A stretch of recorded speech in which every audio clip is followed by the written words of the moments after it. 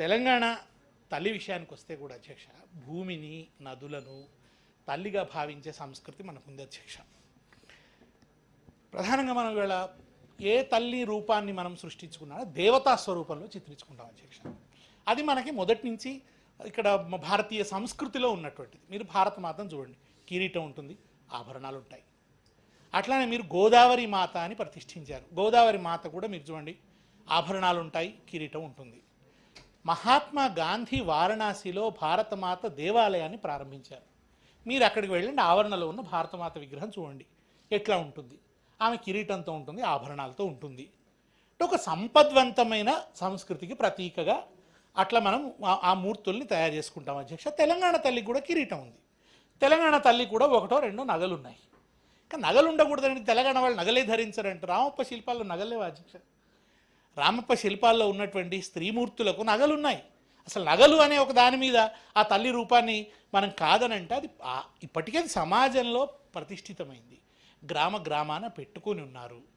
అది ఇప్పుడు అందరి తలపులలో రికార్డ్ అయిపోయింది. అన్నిటికన్నా ముఖ్యంగా అది ఎందుకు వచ్చింది అధ్యక్ష? ఉద్యమ సందర్భంలో వచ్చింది.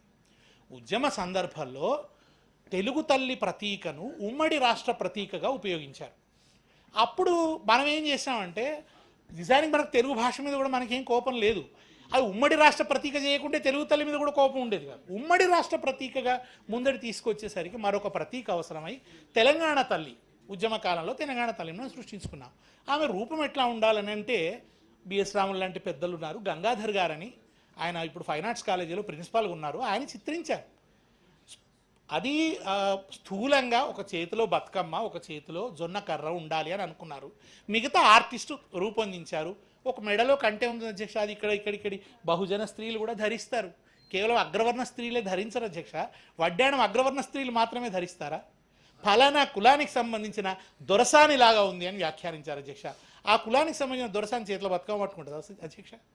ఇంకో చేతిలో జొన్నకర్ర పట్టుకుంటుందా? జొన్నకర్ర శ్రమకు సంకేతం, వ్యవసాయ శ్రమకు సంకేతం. ఇక్కడి భౌగోళికంగా ఉండే ఒక సహజమైనటువంటి పంట.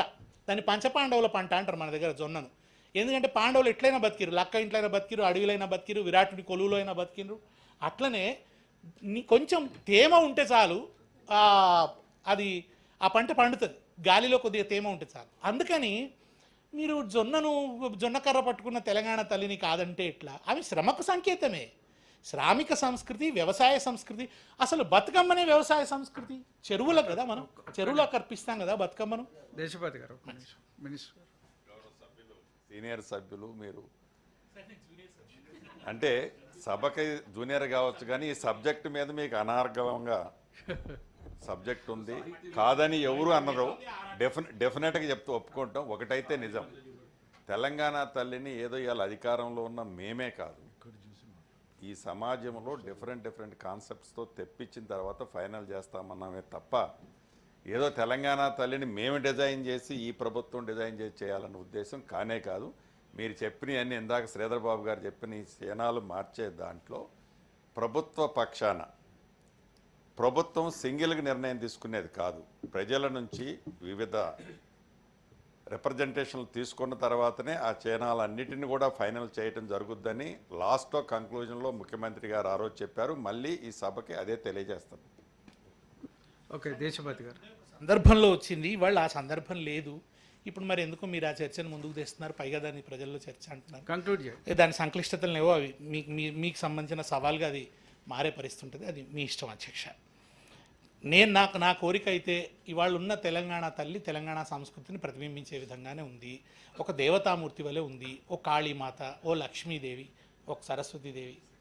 తప్పకుండా ఒక అధికార పార్టీ ఇంకో పార్టీ కాదు, టీఆర్ఎస్ బీఆర్ఎస్ పార్టీ సభ్యులు ఇటువంటి అనుభవజ్ఞులు ఉన్నారు. వారి సూచనలు కూడా రాబోయే చరణాల్లో తప్పకుండా తీసుకోవడం జరుగుతుంది. ఆల్రెడీ ఎస్టాబ్లిష్ అయిందని ఎందుకు మార్చాలనుకుంటున్నారు? అది వారి విజ్ఞత అధ్యక్ష. నేను చెప్పే దగ్గరికి చెప్తున్నానికి అంతకంటే చెప్పగలిగింది కూడా లేదు అధ్యక్ష. ప్రధానంగా నేను ఈ సాంస్కృతిక విషయాలే ముందుంచదలుచుకున్నాను. వీటి పట్ల ఒక స్పష్టమైన హామీని నేను ప్రభుత్వం నుంచి ఆశిస్తాను. థ్యాంక్ యూ అధ్యక్ష.